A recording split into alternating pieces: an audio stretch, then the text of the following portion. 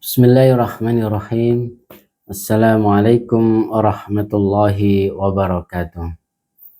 Alhamdulillahilladzi bi ni'matihi tatimmus shalihat wa bi fadlihi tatanazzalul barakat wa bi taufiqihi tatahaqqaqul maqasid wal ghayat.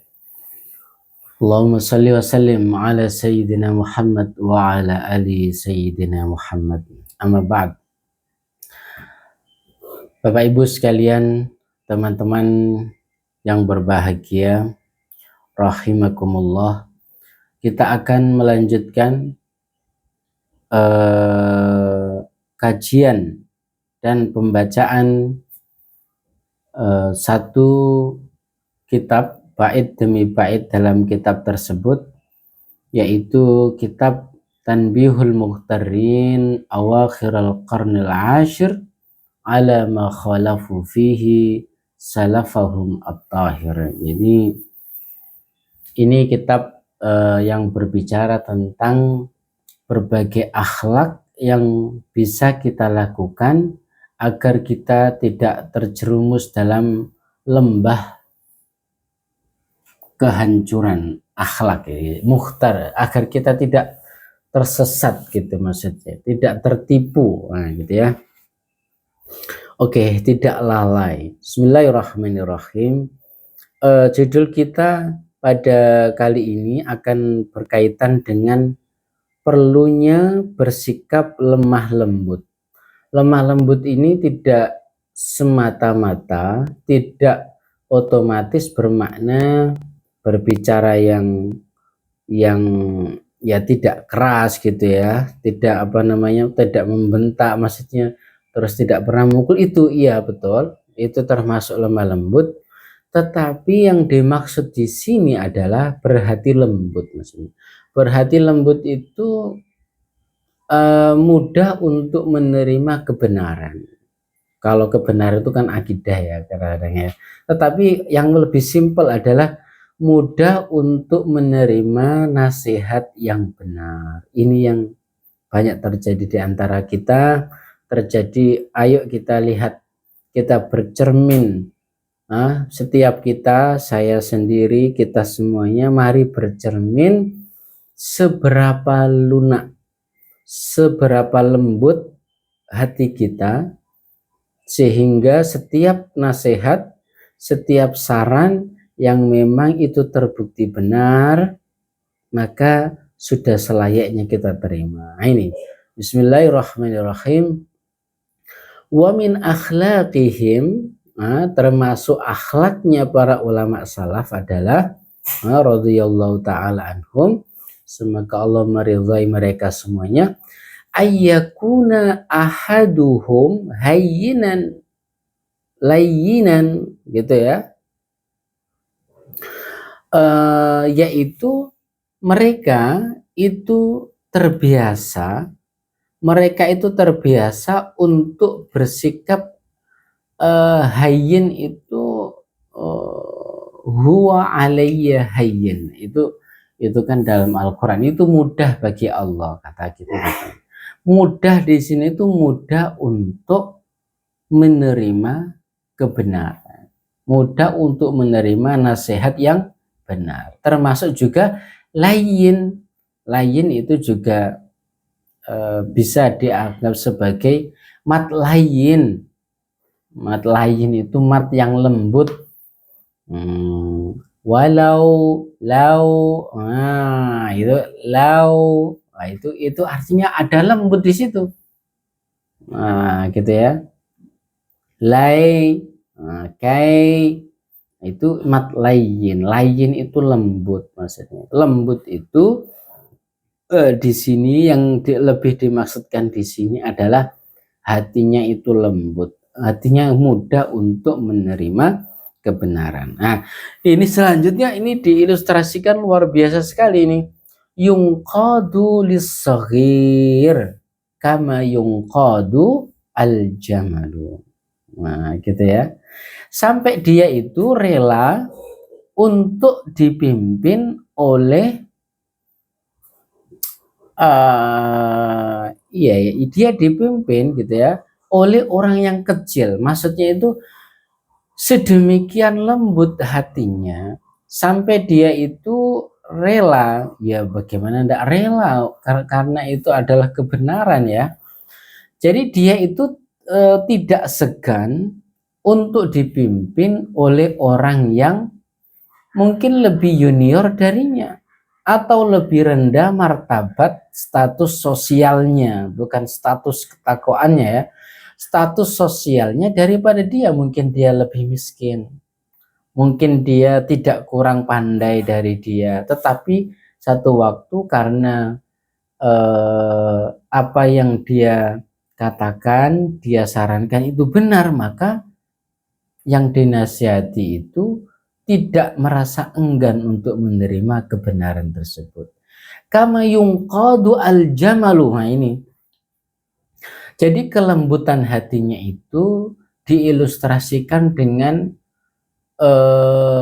kalau di padang pasir itu ada unta yang itu ya, rombongan para pedagang naik unta. Itu unta itu berbaris itu cuman hanya satu baris ya, itu bisa ada ya dalam film-film itu bisa dilihat. Nah, unta itu ketika berjalan dalam satu barisan, ia yang besar ya, yang di tengah, ya maksudnya di mana-mana ya.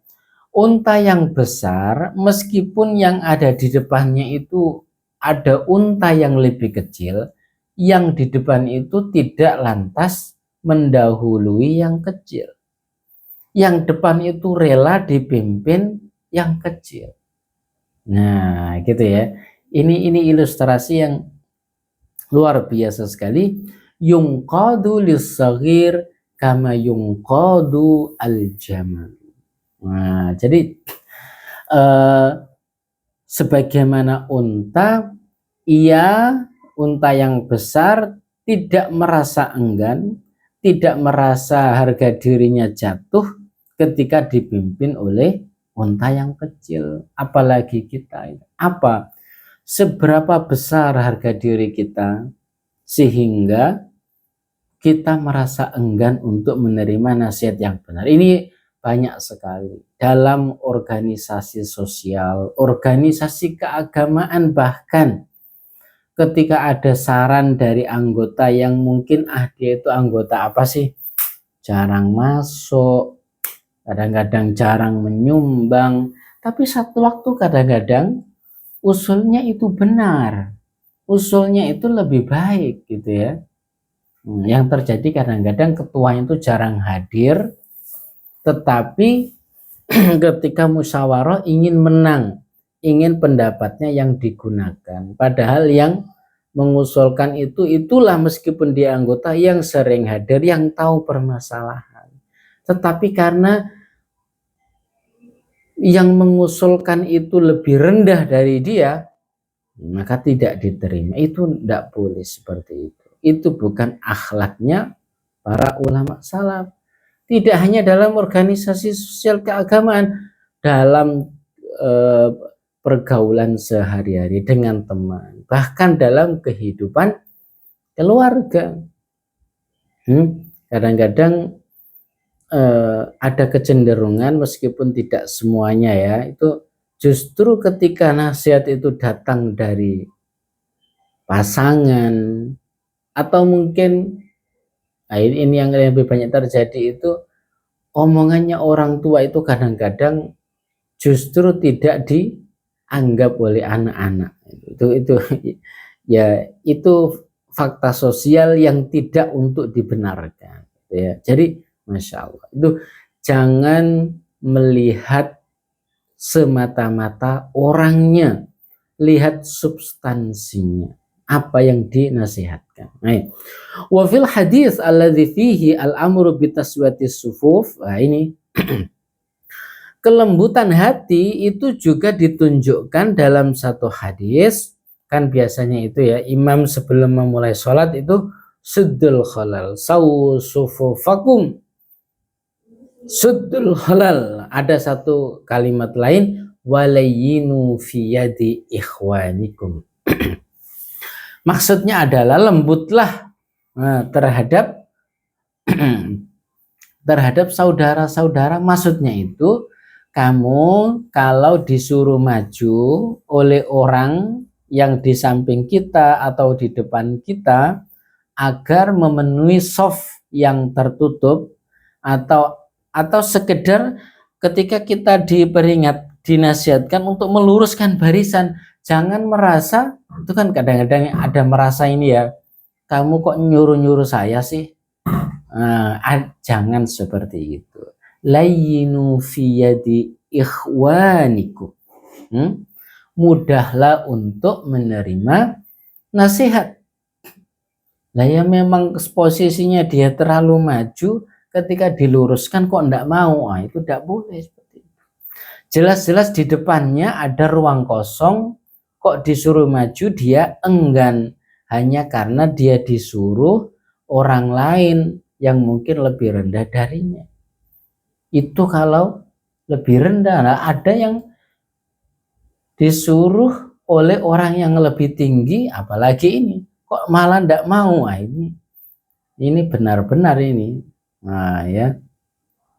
Wa fil Qur'anil Azim, ini juga disebutkan dalam Al-Quran. Walau kunta, ini ayat tentang Rasulullah, Masya Allah. Walau kunta faddan ghalidhal qalbi lan faddu min haulik. Andaikan kamu ya Rasulullah, kata Allah, faddan, kasar, fadd, ghalidhal qalbi, hatimu itu keras, lan faddu min haulik, maka niscaya orang-orang itu, sahabat-sahabatmu itu akan kabur darimu. Masya Allah. Dan memang Rasulullah adalah ya cermin bagi kita semuanya. Rasulullah, salah satu kepribadian Rasulullah adalah ia mampu bersikap tolaqatul wajh. Ketika berhadapan dengan orang itu, dia itu maksimal gitu. Dia tidak setengah-setengah gitu. Dia menghadapi orang dengan sekujur tubuhnya, dengan sepenuh hatinya. Sedemikian ia menghormati orang lain, sehingga betapapun banyak para sahabat yang berada di sekitarnya, setiap sahabat itu merasa adalah dia orang yang paling dekat dengan Rasulullah. Bisa enggak seperti itu ya? Gitu ya. Bisa enggak teman kita kan banyak itu. Setiap teman kita itu merasa dia yang paling dekat dengan kita. Wow, itu luar biasa. Itu kadang-kadang yang ada itu malah cuek gitu ya.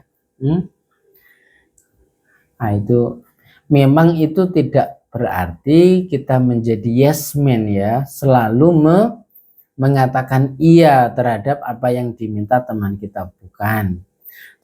Tetapi kalau sebisa mungkin kita mengiyakan. Kalaupun tidak bisa, maka tolaklah dengan perilaku yang lembut, perilaku yang sopan. Nah, ini memang sulit, tetapi ya surga itu sulit ya. Gitu ya.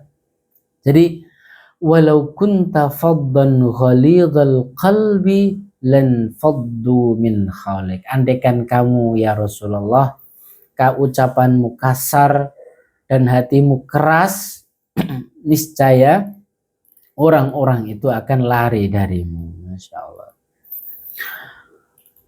Termasuk adalah ini kita bisa lantas menyimpulkan bahwasanya enggan menerima kebenaran, enggan menerima nasihat yang terbukti benar adalah satu bentuk kesombongan. Berani untuk menerima nasihat jika memang itu benar, nah, bahkan jika nasihat itu datang dari orang yang lebih muda atau status sosialnya lebih rendah dari kita, itulah kebenaran sejati. Nah, gitu ya. Jadi memang kita harus banyak berkaca dengan Al-Quran. Al-Quran itu kita bisa mengambil satu perumpamaan, meskipun ini dalam konteks berinfak ya, tetapi ini juga bisa kita terapkan dalam konteks perlunya kelembutan hati, perlunya kelapangan dada kita. Famathaluhu kamathali safwanin alaihi turab fa'asabahu wabilun fatarakahu solda. Gitu ya. Permisalan bagi mereka yang meninfakkan harta dengan riya. Oke, ini satu konteks. Yang kita ambil di sini adalah permisalan bagi mereka yang hatinya lembut adalah permisalan bagi mereka yang hatinya kasar, mohon maaf, itu kamathali safwanin, seperti batu yang licin. Batu yang licin. Alaihi turab, yang di atasnya itu ada tanah. Tanah yang subur. Tanah yang mestinya bisa menumbuhkan. Fa'asobahu wabil. Lalu pada batu tersebut yang di atasnya ada tanah, lalu tertimpa hujan, fa'asobahu wabil, fatarokahu solda. Maka apa yang terjadi? Karena dia itu batu, lalu licin lagi, maka tanah yang ada di atasnya itu maka terhempaskan begitu saja. Nah, dalam konteks infak itu, kalau amalan itu riya, maka seperti tanah yang berada di atas batu licin tadi yang tertimpa hujan, bersih begitu saja. Nah, itu maksudnya juga jangan menjadi batu, jangan menjadikan hatimu itu sekeras batu yang ketika ditimpa hujan, air itu langsung dipentalkan. Kenapa demikian? Kenapa setiap kali diberi nasihat, padahal nasihat itu benar, selalu Anda pentalkan? Lihat dulu. Nah, itu bukan berarti kita tidak boleh menolak, tapi lihat substansinya. Lihat apakah itu benar atau tidak. Kalaupun sekurang-kurangnya Anda itu diam. Nah, kalaupun Anda masih sulit untuk menerima, sekurang-kurangnya diam, berpikir lagi, nah gitu ya. Jangan lantas menolak. Nah, nanti perlahan mungkin akan menerima kebenaran itu. Jadi Al-Quran memberikan permisalan seperti batu bagi mereka yang beramal dengan riya, atau kita bisa pahami bagi mereka yang hatinya keras. Nah, ayat selanjutnya, kamasali jannah, lah mereka orang yang beramal dengan ikhlas itu seperti kamasali jannatin birobwatin, seperti taman-taman tanah yang merupakan taman birobwatin, kamasali jannatin birobwatin, seperti tanah yang subur. Fa'asobaha wabilun, ketika ditimpa hujan, tanah itu Masya Allah, namanya tanah subur ya, itu buahnya itu berlimpah-limpah, lebat sekali. Fa'atat ukulaha di'faini. Ya Allah, Masya Allah, itu jadilah seperti tanah yang subur. Ketika ditimpa hujan, tanah hujan itu diserap. Diserap, lalu apa yang terjadi? Dari serapan air itu, ia tumbuhkan ada rumput, ada buah, buahnya bisa dimakan. Bahkan andaikan wa illam yusibha wabilun fatal, nah, andaikan pun tidak ada hujan, ia tetap menumbuhkan meskipun buahnya itu kurang. Itu tanah.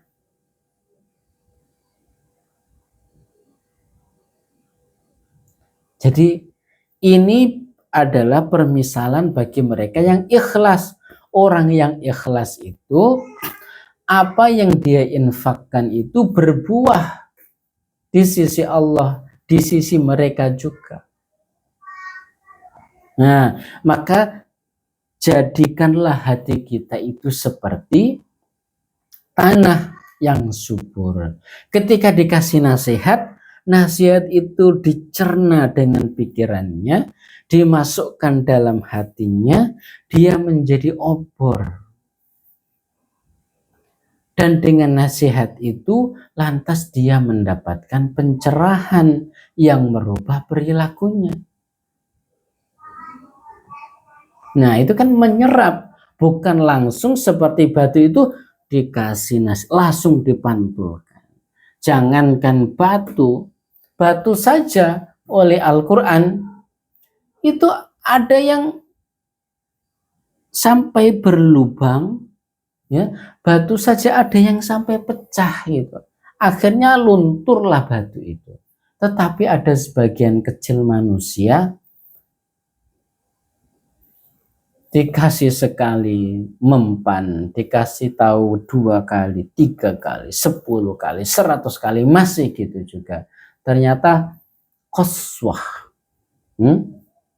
Hatinya itu, meskipun hati itu tidak terlihat, meskipun hati itu lunak, ternyata dia lebih keras daripada batu. Masya Allah. Na'udzubillah, jangan sampai kita itu termasuk orang yang secara tidak langsung diumpamakan oleh Al-Quran seperti batu.